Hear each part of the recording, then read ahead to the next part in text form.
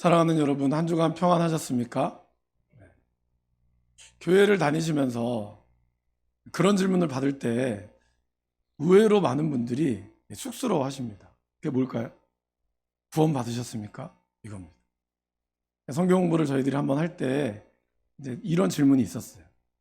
근데 다들 아마 속으로는 다 뭐 인정하시겠지만 쑥스러워 하시는 거죠. 구원을 받았나? 왜 구원을 못 받았냐? 이렇게 생각하느냐 하면, 지금 제가 너무 삶이 예배도 제대로 안 하고 말씀도 제대로 안 봐서 못 받은 것 같다. 이렇게 이야기하시는 분들이 의외로 좀 많더라고요. 여러분, 구원 받으셨습니까? 그것도 확신하십니까? 무엇이 우리를 그렇게 확신하게 만들까요? 사실 이거는 목사님이 막 구원 받았잖아요, 왜 대답 안 해요? 이렇게 해서 강요해서 될 문제는 아니죠. 마지못해 네, 그런 것 같습니다, 그런 게 아니라 정말 구원은 우리에게 이루어지는 확실한 그 상황, 그 증거고 사실인데, 우리가 가끔은 이것을 이게 혼돈, 아마 아니라고 말은 못하지만 그런 어려움에 처할 때가 분명히 있는 것 같습니다. 우리 인생의 문제는 예수님을 믿는다, 이것은 예수님이 저와 여러분들이 어려운 상황들을 기도할 때 해결해 주고 아픈 거를 고쳐주는 분, 정말 그러한 분만을 뛰어넘는 거죠. 여러분, 다른 종교에서도 불공을 몇 100일을 기도했더니 우리 아이가 낳았어요, 그런 간증들이 있습니다. 그런 간증들도 있고, 꼭 기독교만이 뭔가의 문제를 해결해 주는 그런 어떤 뿐만 아니라는 것이죠. 그러면 왜 우리는 예수님을 믿어야 될까요? 왜 우리는 구원에 대한 부분을 이렇게 이야기를 하겠습니까? 그것이 바로 우리가 이 신앙생활을 하는 가장 중요한 문제이기 때문이다라는 것입니다. 근데 여전히 교회를 다니면서도 신앙생활을 하면서도 그 부분에 있어서 우리가 고민할 때가 많다라는 것입니다. 근데 여러분, 그건 사실 여러분만의 문제는 아니라는 것이 우리에게 좀 위로가 되는 것 같습니다. 왜냐하면 2000년 전에 이 니고데모라고 하는 사람도 그 문제를 접했습니다. 그런데 여러분, 니고데모가 어떤 사람일까요? 그러니까 우리로 치면 니고데모가 초신자일까요? 아닙니다. 니고데모는 3장 1절에 보시면 바리새인 중에 니고데모라 그랬습니다. 그는 바리새인이었습니다. 바리새인이라는 것은 평신도 신학자라고 볼 수 있죠. 율법에 대해서 굉장히 정통하고 제대로 배운 사람입니다. 그런데 니고데모는요, 그런 바리새인 중에서도 또 어떤 사람이냐 하면 유대인의 지도자라고 표현하고 있습니다. 유대인의 지도자인데, 이제 헬라어 말씀이나 여러분들 가지고 있는 성경 번호 매겨져 있는 밑에를 보시면 산헤드린 공의회라고 되어 있습니다. 산헤드린 공의회라는 것은 이스라엘의 70명의 통치 기구 중에 한 명이라는 거예요. 이 산헤드린 공의회는 지금 우리로 치면은 국회와 같은 역할인데, 그러나 국회랑은 약간 다른 결이 있습니다. 그 당시는 로마가 통치했기 때문에 정치의 문제에 있어서는 이 산헤드린 공의회가 판단할 수가 없었습니다. 그래서 그들은 사형을 내릴 수가 없었어요. 그래서 예수님을 이들이 사형을 못 내린 겁니다. 그래서 로마에 의탁을 한 거죠. 예수님을 민족의 반란자처럼, 그러니까 이 로마의 반란자처럼 해서 사형을 넘겼습니다. 그처럼 산헤드린 공의회는 정치적인 문제에 대해서는 관여할 수 없으나 백성들의 모든 신앙에 대한 부분, 삶에 대한 부분에서는 아주 굉장한 영향력을 가지고 있었습니다. 또 산헤드린 공의회는 언제부터 시작되었냐면 바로 모세가 70명의 장로들을 세웠던 거기 때부터 시작이 되었습니다. 그러니까 역사만 하더라도 굉장히 오래되고 권위가 있는 것이죠. 거기에 그 70명의 사람이 들어간다고 한다는 것은 여러분 어떻겠습니까? 보통의 사람만으로는 안 됩니다. 구약의 말씀에 거의 능통할 뿐만 아니라 구약이 이야기하는 그 모든 법들에 대해서 소위 이야기해서 다 꿰고 있는 사람이어야 했어요. 그러한 니고데모가 오늘 예수님을 찾아왔다라는 것입니다. 무엇 때문에요? 그 인생의 고민, 바로 구원의 문제, 이 메시아의 문제 때문에 찾아왔다라는 것입니다. 그러기에 어떻게 보면 우리는 이 니고데모에 비하면, 저도 마찬가지고 그 정도로 말씀에 대한 많은 훈련들이 받지 못한 사람들인 우리들도 정말 구원, 예수님이 어떤 분이시냐? 이거에 대해서 여전히 헷갈릴 때도 있고 참 우리의 마음이 흔들릴 때가 있는데, 니고데모도 이러한 고민을 했다면 우리는 오늘 이 니고데모가 예수님께 던졌던 질문, 세 가지의 질문을 통하여 오늘 저와 여러분들도 예수님이 어떤 분이신지, 그리고 우리의 이 구원에 대한 부분을 확신함으로 나아갈 수 있기를 간절히 바랍니다. 니고데모는 요한복음에만 3번 등장합니다. 다른 복음서에는 없어요. 그래서 오늘 3장에 나오고 7장에 나오고 19장에 나옵니다. 근데 니고데모는 예수님을 만난 것은 딱 이 한 번입니다. 이 한 번의 만남이 니고데모의 삶을 완전히 변화시켰습니다. 그리고 그는 마지막 19장에 아리마대 사람 요셉과 함께 예수님의 장례를 책임지며 헌신하였습니다. 니고데모가 예수님에 나눈 이 질문이 뭐였을까요? 첫 번째는 예수님은 누구십니까? 였습니다. 오늘 니고데모가 예수님을 찾아온 이유는 표적을 보고 왔기 때문입니다. 앞에 2장의 말씀에 보면 많은 사람들이 예수님이 행하시는 표적을 보고 그의 이름을 믿었다라고 기록하고 있습니다. 그리고 그 밤에 니고데모가 예수님을 찾아왔습니다. 그가 밤중에 예수님을 찾아왔다라고 이 요한복음의 저자는 이야기를 하고 있습니다.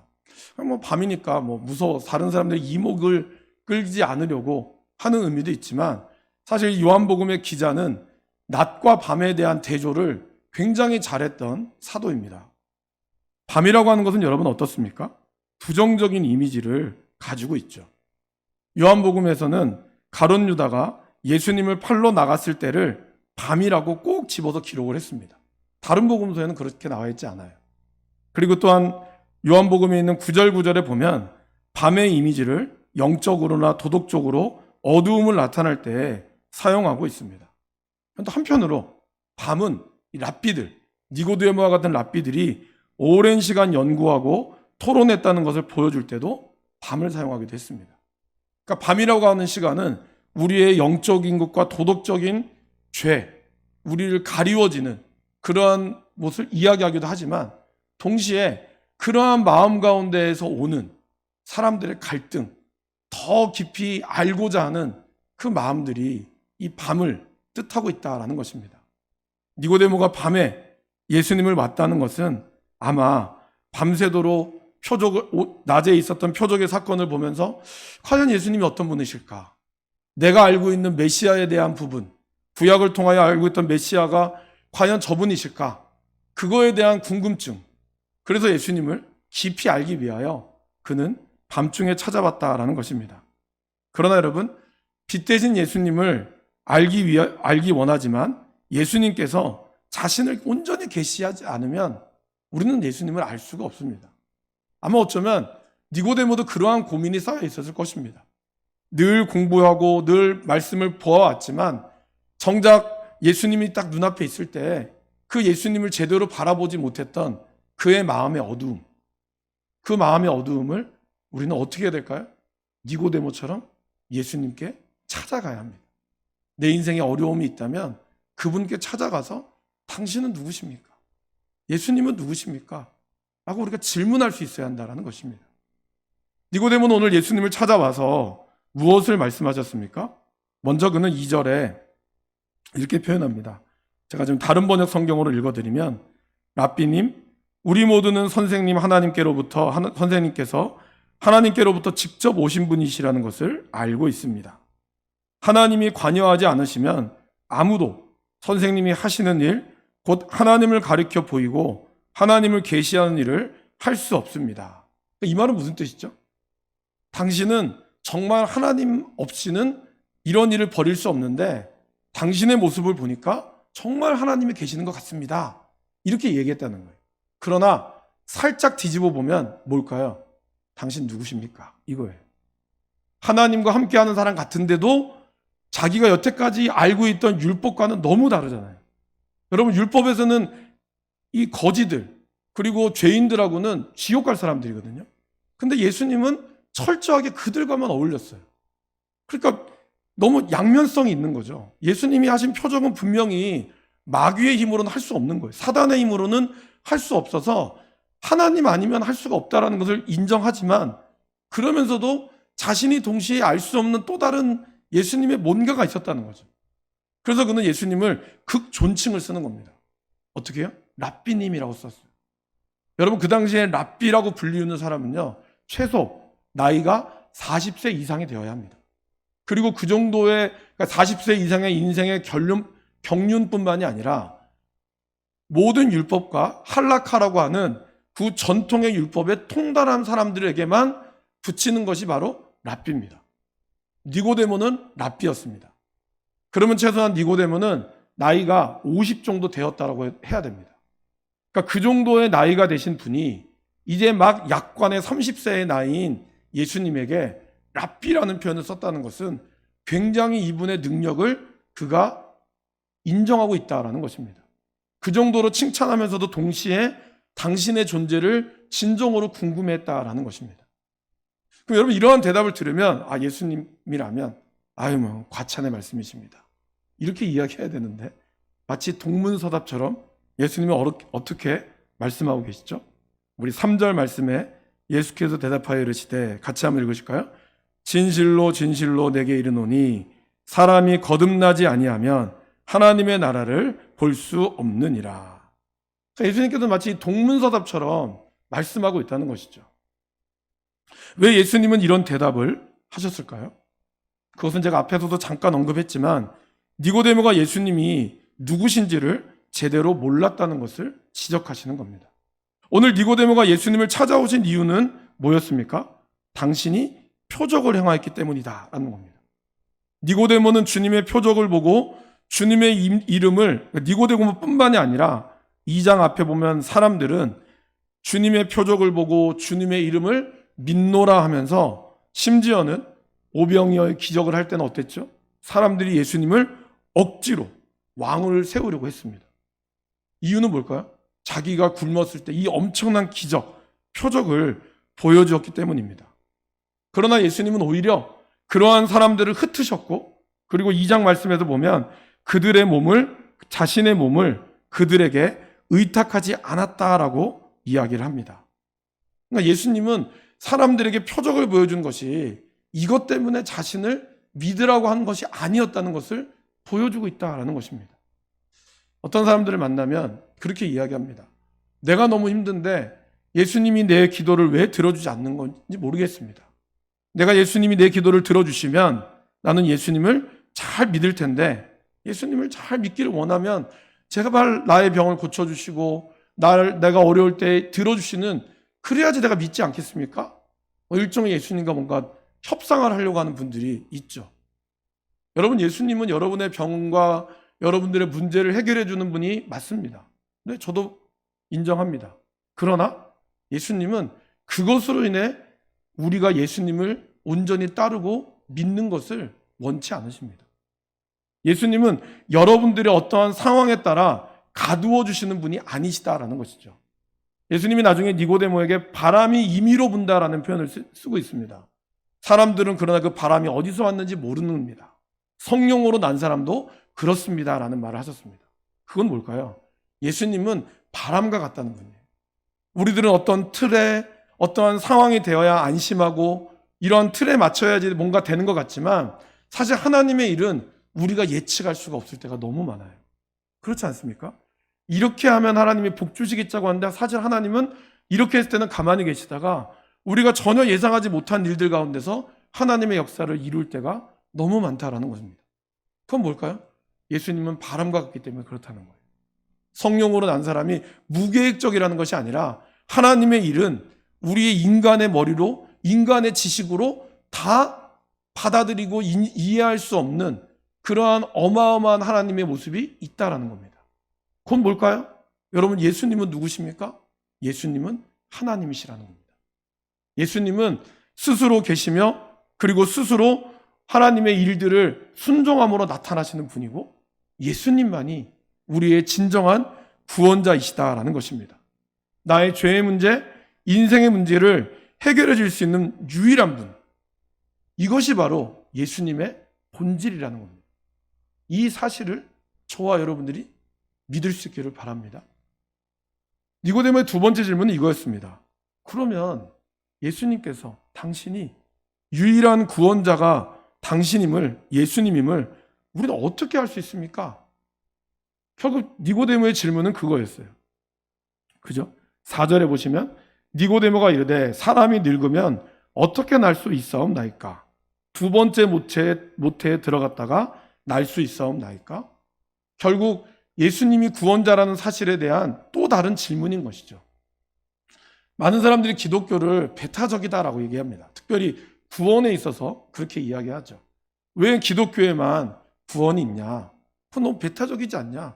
다른 많은 선한 종교들마다 다 좋은 말 하는데 거기에도 구원이 있지. 왜 기독교에만 구원이 있냐라고 이야기를 합니다.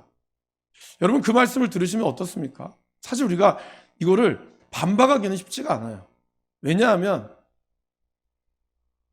사람들에게 이야기해도 이해할 수 없기 때문이라는 거예요. 마치 니고데모처럼. 니고데모는 지금 이 거듭남에 대해서 오해하고 있죠. 거듭남, 다시 태어난다는 건데 아니 사람이 물리적으로 이렇게 큰 몸이 다시 어떻게 어머니의 뱃속에 들어갔다가 날 수 있습니까? 이렇게 질문하는 것처럼 기독교의 구원이 왜 기독교만이 구원이 있는지를 이야기해 보시오라고 하면 사실 우리들이 어떠한 말로 하기에도 쉽지는 않습니다. 그러나 사실 여러분 기독교는 배타적이지 않습니다. 왜냐하면 기독교가 진리이기 때문입니다. 그러니까 우리가 그분들을 비교해서 배타적이라고 할 수가 없는 것이 우리가 가지고 있는 이 구원의 내용 자체가 진리이기 때문이라는 거예요. 그러니까 이미 다른 것과 비교할 수가 없어요. 그런데 이것을 우리가 어떻게 알 수 있을까요? 그것은 바로 거듭날 때만이 알 수 있다라는 것입니다. 근데 이 거듭난다는 것은 두 번 다시 태어난다라는 뜻이 아닙니다. 거듭난다는 것은 원래 위로부터 내려온다라는 뜻이 있어요. 그러니까 니고데모가 이해했던 거듭남, 내가 다시 거듭나야지, 내가 새롭게 내 마음을 다지고 이젠 내가 나쁜 말 안 해야지, 이젠 내가 정말 착하게 살아야지, 그러한 것도 우리나라 말의 거듭남의 뜻이지만 원래 예수님이 이야기했던 거듭남의 뜻은 위로부터 내려오지 않으면 우리는 예수님을 제대로 알 수 없다라는 것을 의미합니다. 그래서 오늘 예수님은 두 가지의 말씀을 하고 계시죠. 진실로 진실로 거듭나지 아니하면 하나님의 나라를 볼 수 없느니라. 그리고 또 진실로 진실로 내게 이르노니 사람이 물과 성령으로 나지 아니하면 하나님의 나라에 들어갈 수 없느니라. 오늘 여기서 예수님은 진실로 진실로를 두 번이나 사용하셨습니다. 헬라어로는 아멘 아멘이라는 뜻입니다. 그러니까 이 말은 이 말씀이 너무나 중요하다는 뜻이에요. 그러면 우리의 예수님이 말씀하신 많은 중요한 말씀이 있지만 특별히 이렇게 진실로 진실로라는 말씀에 대한 내용은 거의 부활에 대한 사건 아니면 이 거듭남에 대한 사건 외에는 잘 이렇게 쓰지 않으셨습니다. 그 말은 뭘 뜻할까요? 저와 여러분들이 진정으로 거듭나는 삶을 살아야 한다라는 것을 이야기합니다. 우리가 하나님 앞에 하나님의 위로부터 내려오는 은혜를 받지 않고는 우리는 하나님의 나라를 볼 수도 없고 하나님의 나라에 들어갈 수도 없다라는 것입니다. 여러분 그럼 하나님의 나라는 뭐죠? 하나님의 나라는 성부, 성자, 성령 삼위일체 되신 하나님께서 통치하시는 나라입니다. 저와 여러분들은 하나님의 나라를 바랍니다. 그거는 뭘까요? 우리의 인생이 하나님이 통치하시는 나라가 되어야 한다는 것입니다. 죽어서 가는 거 아니라 죽어서 가는 건 당연히 하나님이 통치하시지만 하나님은 오늘 이 시대에 저와 여러분들이 하나님의 나라가 우리에게 임하여지기를 누구보다 원하고 있다라는 것입니다. 그럼 여러분 하나님의 나라는 뭘까요? 이런 거랑 똑같은 거죠. 우리가 우리의 인생의 운전대에 기가 막히게 내 길을 막히지 않도록 좋은 내비게이션 하나를 실시간 내비게이션, 비싼 내비게이션을 설치하는 분이 설치되어 있는 그분이 예수님이 아니라는 거예요. 우리는 가끔 예수님을 그렇게 생각하죠. 내 인생이 어려울 때 딱딱딱 치면 막힘없이 오른쪽은 막히니까 왼쪽 길로 가십시오. 우리는 그렇게 내 인생의 내비게이션처럼 좋은 내비게이션처럼 예수님을 생각하는 경향이 있습니다. 그러나 하나님의 나라가 내 안에 임한다는 것은 나의 인생의 운전대를 완전히 주님께 맡기는 것을 의미합니다. 그것은 주님이 내비게이션 정도가 아니라 나의 길에 나의 인생을 온전히 이끌어가는 것을 이야기한다라는 것입니다. 그러한 하나님의 나라에 우리가 하나님께서 이끄시는 나라, 주님이 주시는 그러한 나라를 맡길 때 어떠한 은혜가 있을까요? 그럴 때 오늘 예수님께서 이야기하는 은혜와 기쁨과 이 평화, 하나님의 나라를 볼 수 있고 하나님의 나라에 들어갈 수 있다는 거예요. 그래서 사도 바울은 하나님의 나라를 이렇게 정의하고 있습니다. 하나님의 나라는 무엇으로 배를 채우느냐의 문제가 결코 아닙니다. 하나님의 나라는 하나님께서 여러분의 삶으로 무엇을 하시느냐의 문제입니다. 그분은 여러분의 삶을 바로 세우시고 온전케 하시며 기쁨으로 완성시킵니다.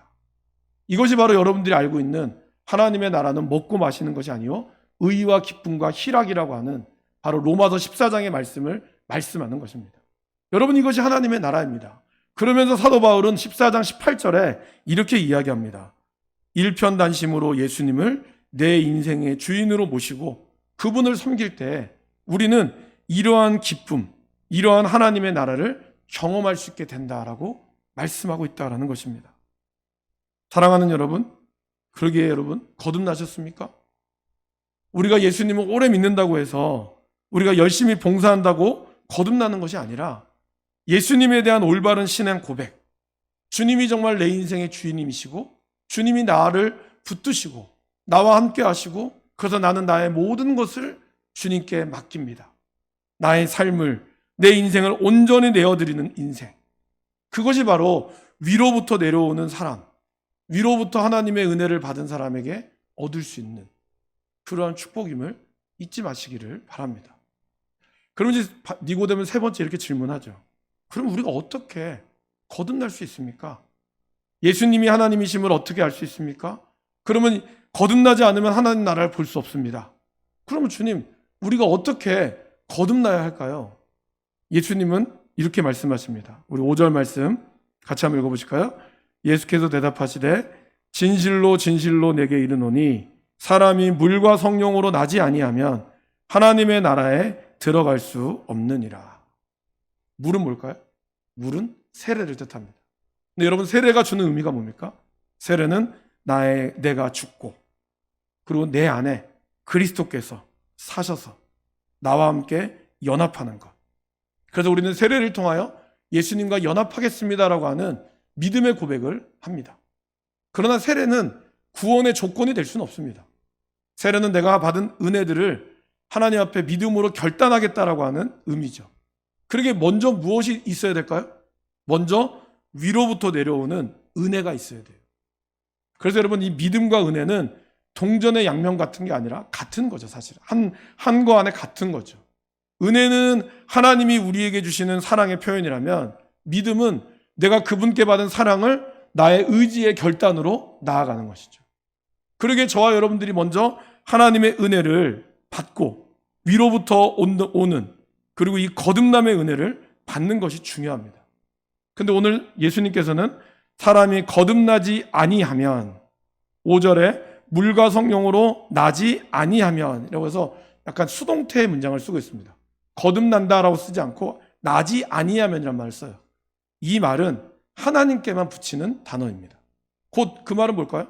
거듭난다는 것은 내가 결심한다고 해서 되는 게 아니라 먼저 그분이 나에게 은혜를 베풀어 주셔야지만이 가능하다는 거예요. 성령께서 내 위에 임하셔야지만이 가능하다라는 것입니다. 이런 거듭남의 은혜가 저와 여러분들에게 있기를 원합니다. 근데 거듭났다고 해서 또 그 사람이 거듭난 사람이 되는 것만은 아니라는 거예요. 우리는 한번 주님의 은혜를 받아서 성령의 세례를 받습니다. 그러면 거기서부터 끝날까요? 끝나는 것이 아니라 그때부터 우리는 거듭남 삶을 살기 위하여 또 매일매일 하나님의 은혜를 간구해야 한다라는 것입니다. 여러분, 우리의 삶이 다람쥐 쳇바퀴처럼 돌아가는 것 같잖아요. 그죠? 그럼에도 불구하고 우리는 매일매일 다릅니다. 오늘 매우 컨디션이 좋았지만 내일은 또 갑자기 기분이 나빠질 수도 있고 무슨 이유에서든지 기분이 가라앉거나 몸이 아플 수 있어요.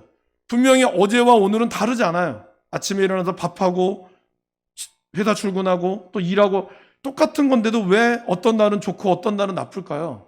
그것이 우리 인생의 모습이죠. 그것이 우리 인생의 어떤 연약함이라는 겁니다. 마찬가지로 그러기에 우리는 매일매일 하나님의 은혜를 사모하지 않으면 안 된다라는 것입니다. 예수님은 어떻게 하셨습니까? 예수님은 하나님이셨지만 인간의 제한된 육체의 한계를 아셨습니다. 그래서 그분은 이 땅에 오셔서 어땠죠, 여러분? 배고파 하셨고, 그리고 눈물을 흘리셨고, 때로는 분노하시고, 때로는 꾸짖으셨습니다. 저와 여러분들과 똑같이 그분은 그렇게 하셨습니다. 우리와 똑같은 인간의 모습으로 보신 예수님께서는 그러했기 때문에 그분은 새벽에 하나님을 찾고 기도했고, 제자들과 함께 두루 다니시면서 천국 복음을 전파하시고 가르치시고 병을 고쳐주셨습니다. 예수님이 죽음에 대한 두려움이 없으셨을까요? 있으셨습니다. 예수님은 할 수만 있으면 이 잔을 내게서 옮겨달라고 했습니다. 배고픔 가운데 유혹이 없으셨을까요? 유혹이 있으셨습니다. 그러나 그 예수님은 두려움 속에서 땀이 핏방울이 되도록 간절히 기도하셨고 하나님의 말씀으로 이겨내셨습니다. 사도 바울도 성령의 충만함으로 그가 다메섹 도상에서 예수님을 만났지만 만나고 나서부터 그는 그러면 은혜 충만했으니까 그때부터는 아무렇지 않게 살았을까요? 아닙니다. 오히려 사도 바울도 그렇게 자기를 고백하죠.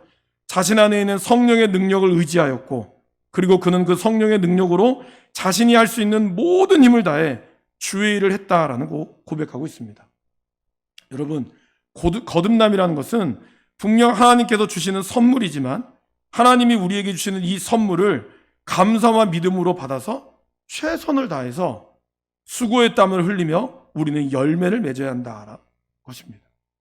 그래서 사도 바울은 에베소서 5장 18절 말씀, 저와 여러분들 1년 동안 말씀에 있죠. 같이 한번 읽어보실까요? 술 취하지 말라. 이는 방탕한 것이니 오직 성령으로 충만함을 받으라. 충만함을 받으라는 것은 현재형입니다. 매일매일 성령의 충만함을 받아야 한다라는 의미입니다. 제자들은 3년 동안 예수님과 같이 다녔지만 오히려 아무런 변화가 없었어요. 하지만 오순절 성령의 다락방의 사건 가운데서 그들은 성령의 급한 강한 바람 같은 것을 임하였고 그들은 변화되었습니다. 그때부터 그들은 어떻게 했습니까? 그 변화된 삶으로 성전에 열심히 모이기를 힘썼고 말씀과 기도의 훈련을 하였습니다. 그리고 함께한 성도들과 하나님의 나라를 이루어가며 복음을 전하는 삶을 살았습니다. 위로부터 임하는 삶을 산다는 것은 지속적으로 성령의 불이, 성령의 은혜가 늘 넘쳐나도록 나의 믿음의 그릇을 깨끗이 비우고 그리고 깨끗하게 하고 다시 채워주기를 갈망한다라는 것입니다. 그러면 우리가 할 일은 뭘까요? 우리는 은혜를 하나님으로부터 받아야 되는 존재거든요. 그러면 우리가 받기 위하여 믿음의 그릇을 잘 키워야 한다는 것이죠. 그리고 그 그릇을 늘 갈망하고 나아가야 한다는 것입니다. 그러면 하나님은 우리에게 약속하신 성령을 늘 충만한 은혜 가운데 우리에게 주신다라는 것입니다. 그러면 그 은혜는 저와 여러분들의 있는 인생의 문제뿐만이 아니라 모든 삶의 문제들을 해결하고 이길 수 있는 힘을 분명히 주신다라고 하나님은 약속하고 있다는 것이죠.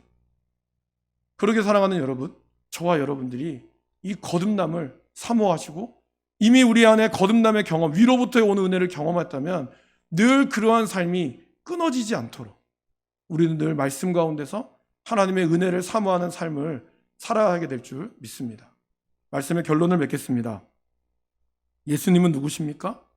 그리스도시요 살아계신 하나님의 아들이시며 내 인생의 주인이십니다. 이 위대한 고백으로부터 하나님의 은혜가 임할 때 우리는 이러한 고백을 할 수 있게 될 줄 믿습니다. 성령께서 위로부터 오는 은혜를 여러분 간절히 사모하시기를 바랍니다. 십자가를 온전히 바라보십시오. 약속하신 성령의 은혜를 사모하며 매일매일의 은혜의 그릇을 잘 키워나갔을 때 하나님께서 여러분들에게 성령으로 거듭나게 하셔서 여러분의 인생의 문제, 여러분의 삶에 하나님께서 주시는 그 문제를 온전히 능력 가운데서 또 하나님 주시는 그 기쁨과 새로운 은혜를 경험하게 될 줄 믿습니다. 함께 기도하겠습니다.